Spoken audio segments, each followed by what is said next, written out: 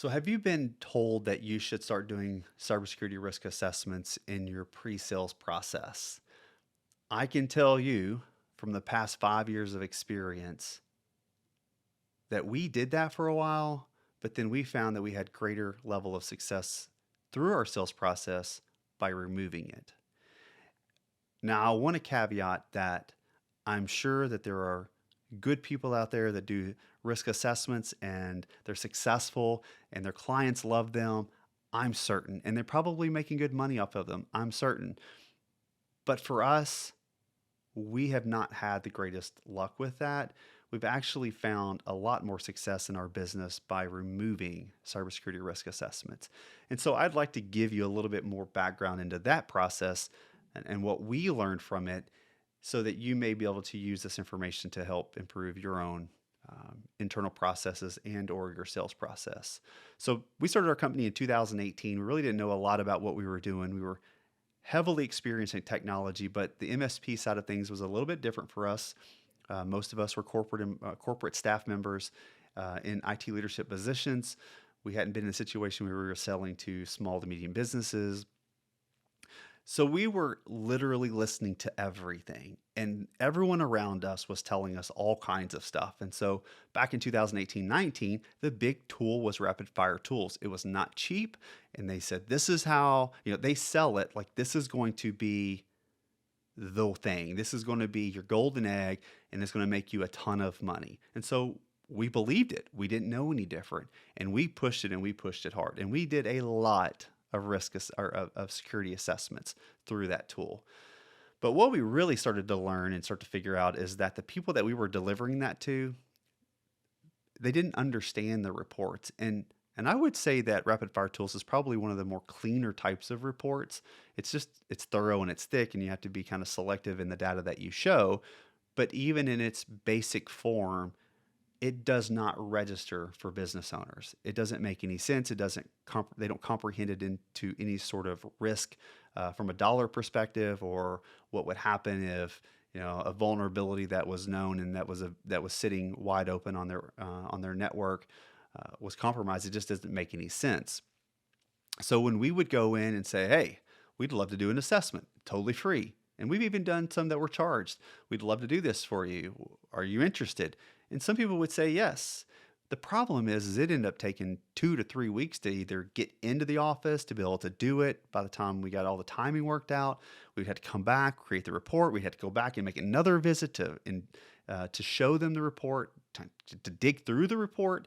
And then we would offer the option of coming back and providing a proposal to apply managed services. Well, by the time you think about all these different steps that we have to apply, we're well over 2, 3, and 4 weeks into the sales process, and that just doesn't work.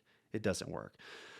So then we finally just stopped using the rapid fire tools solution, and we went to another solution, which was quicker, and it was by a link, and people would click on the link and it would obtain data. Still, same situation. The results were much faster, less effort involved, but the data just went over the top of our business owners' heads. And it was really hard to speak at a layman's level about the results.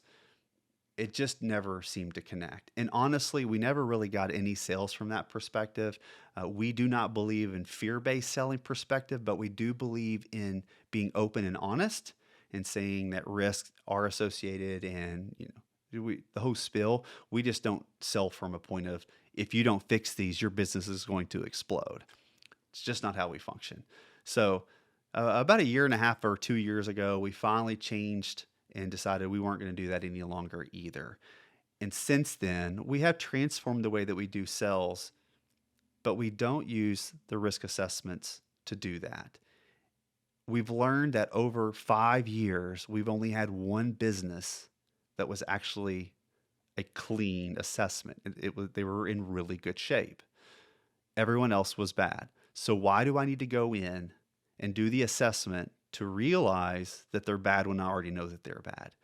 Now, some people will say we do it so we can get a full view of their organization, so we know what we're expecting to be managing. And that makes sense. And I do understand that.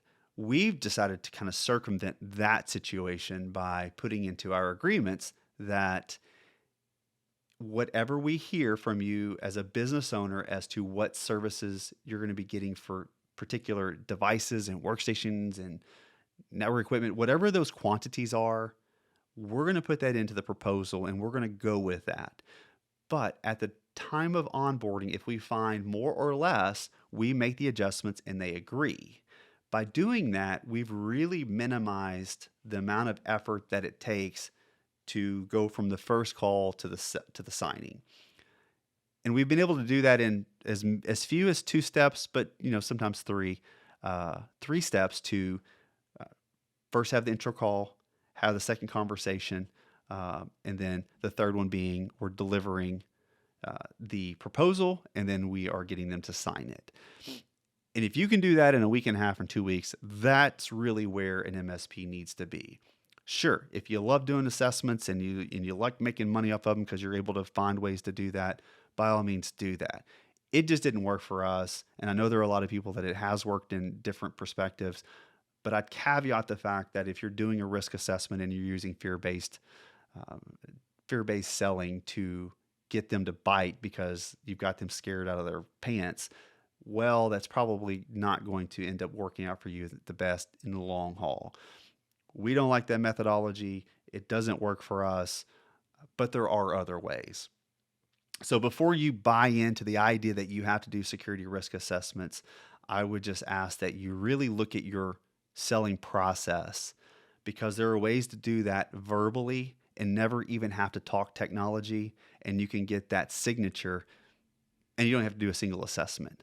So why pay for the services to have the assessment for the data that you already know is going to be bad, for data that you can assume based upon quantities that the business owner gives you, knowing that you've got in your agreement and your proposal that the actual numbers found will be adjusted on the invoices?